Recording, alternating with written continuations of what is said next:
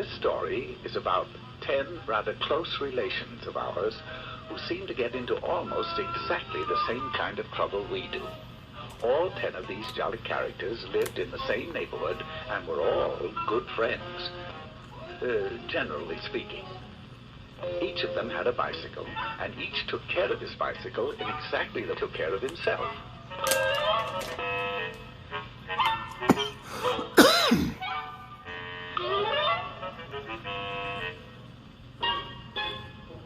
One day they held a group think and decided to have a picnic in a little park just 9 blocks away.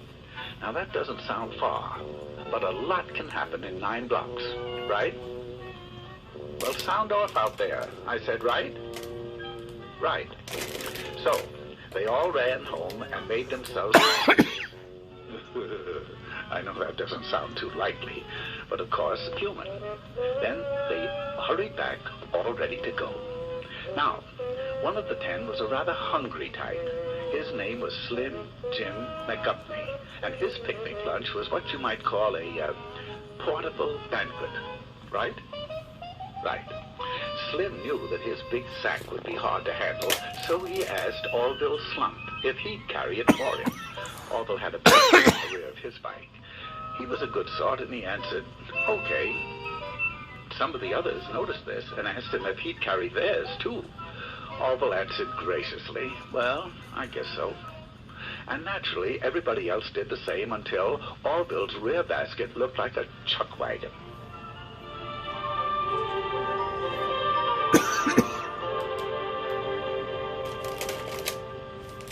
At last, they were ready to go, and at a given signal, they went.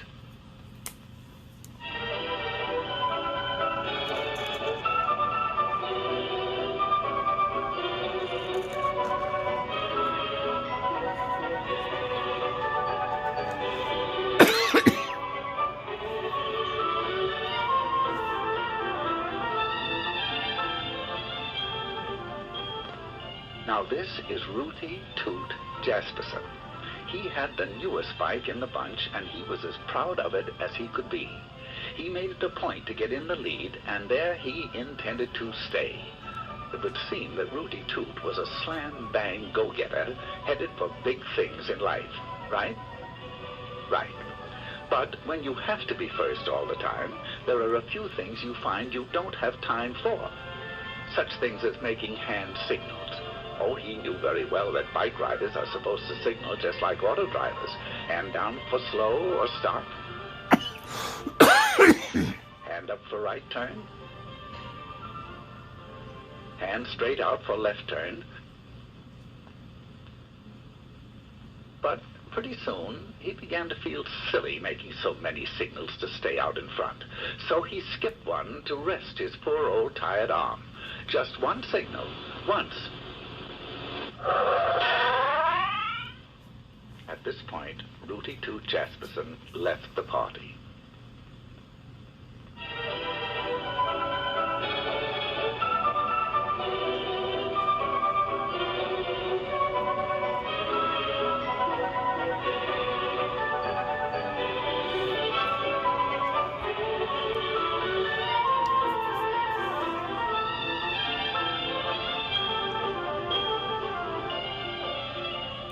This charming little thing was actually christened Tinkerbell McDillingfitty. She's a sweet and lovely girl, but she has a rather poor memory. Sometimes she forgets to brush her teeth. Sometimes she leaves homework at home. And sometimes she forgets to look at traffic signals. Now she knows that she should. She knows that she should ride just like auto drivers drive. But she's so busy being happy all the time that her little thoughts tend to wander and... Oh, dear, dear, they're wandering again. Who? Here she goes.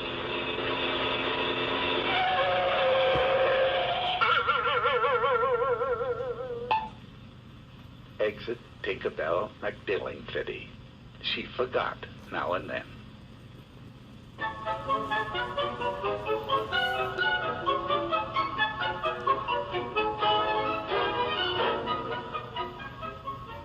Now, let me introduce Philip Flugel. He's a star athlete, the president of his class, an honor student, and he has the handsomest profile in school. Just look at it, will you? Now, Fluke, as his friends call him, has one little flaw in his character. He is very easily bored. Right now, he's asking himself why everyone has to go up this side of the street. It's so samey. So, proving that even the class president can make mistakes, he decided to ride against traffic. Oh, he knows that auto drivers never do this, and that he should follow the very same traffic rules. But he's in the mood to do something different. Anyway, there are no policemen around to see him.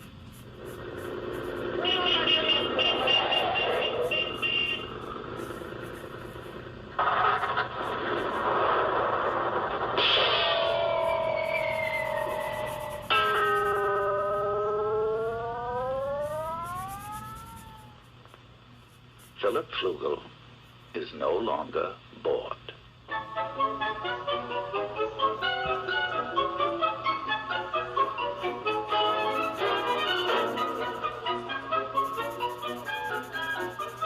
You've probably wondered about this fellow on foot. Well, his name is Mosby Pomegranate. He is splendid in dramatics, but he works so hard memorizing his lines that he doesn't get around to a lot of other things.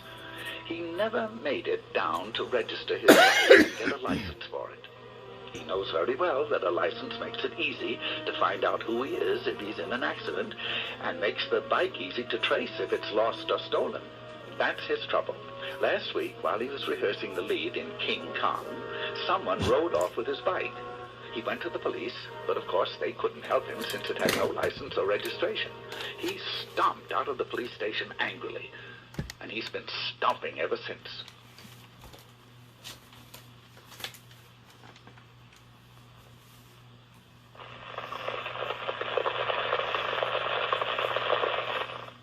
Farewell, Mosby Pomegranate, victim of fallen arches.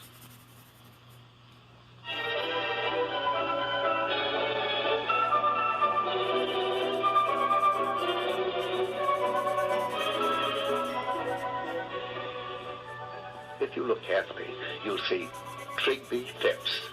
He's the smaller one in Eclipse, trying to make that bike go. His passenger is an old friend of ours, Slim Jim McDuffney. Slim Jim's bike recently collapsed from the effects of his diet, and Trigby, being a nice little fellow, agreed to ride him. Now, he knows that no auto driver would drive with a passenger in his lap. He also knows that you can't see ahead very well with someone in front, and that you can't control the bike well, and that you can't make signals either. Furthermore, it is tiring. Right? Right.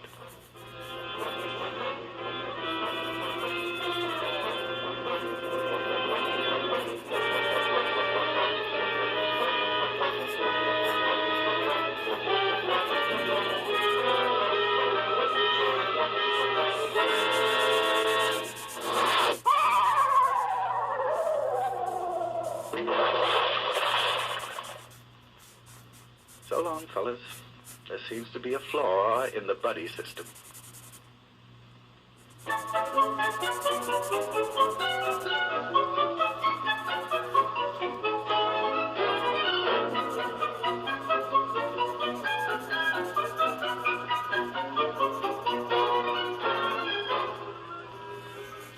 Meet Nellie Zweiback. She's as nice as can be on foot. But when she gets on that bike, sweet Nellie becomes terribly impatient with other people's driving. Although there are only a few left now, she's having trouble sharing the street with them. So Melvert is about to make a decision she'd never make if she weren't angry. There she goes. There she goes. She knows that riding on the sidewalk isn't allowed in her city and many others, and that even where it is, pedestrians always have the right of way. But Melbert's upset, and she'd like to know just one good reason why she shouldn't take over the sidewalk all to herself.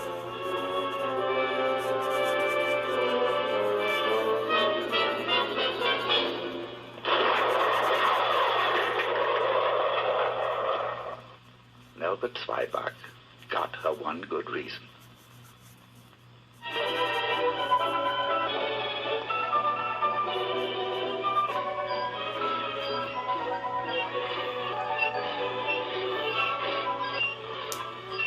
Those noise transportation of Filbert Bagel. Filbert hates his old bike. He refuses to take care of it because his folks will probably give him a new one for his birthday. He can't see any reason for taking care of a heap of junk, even if he made it that way himself. He will in a moment, though. You see, he doesn't know it, but he'll find out that there's not a shred of a brake left.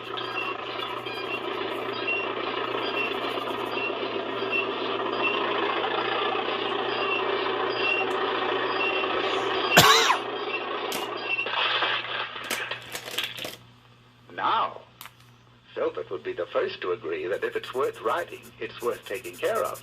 Right? Right.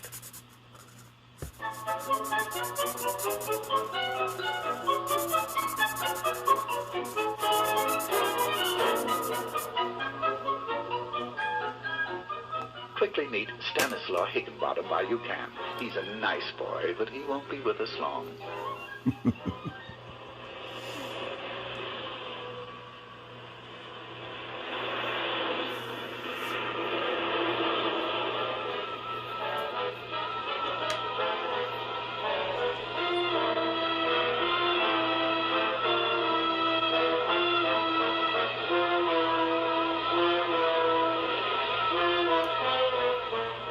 You are now looking straight at Stanislaw Higginbottom.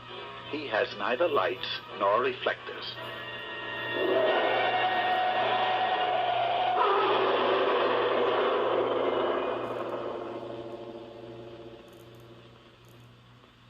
Stanislaw just wasn't quite bright enough.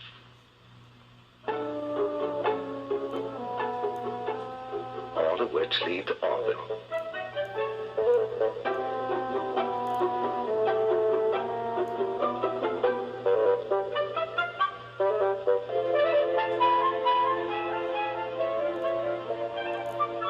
He'll get fat, all right. And here's why he ended up with all these groceries that he doesn't really want. This was Rooty Toot Jasperson. Maybe you remember why he didn't make the picnic. He didn't signal, just once. Do you recall Tinkerbell McDillingfitty? She forgot to watch the signals, just once. And good old Phil Flugel, he rode up the wrong side of the street, once.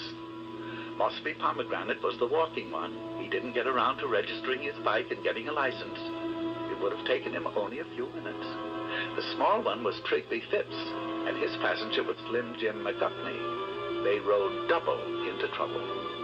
Who can forget Nelbert Swyback? She wanted to know one good reason why the sidewalks didn't belong to her. Then there was Filbert Bagel. He didn't take care of his brakes, so they didn't take care of him.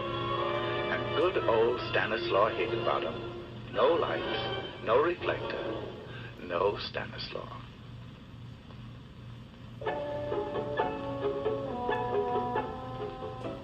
So that's why Orville Slump is picnicking alone today. He watched the signals, he obeyed traffic signs, he made hand signals, he rode alone, he stayed on the right side of the street, got a license, rode just like auto drivers drive, and kept the brakes and all in good condition. And he got fat.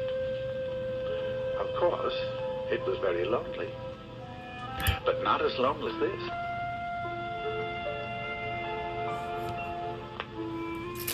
But then, as anyone can plainly see, he isn't a monkey, right? Now, that sounds as if you really mean it, right?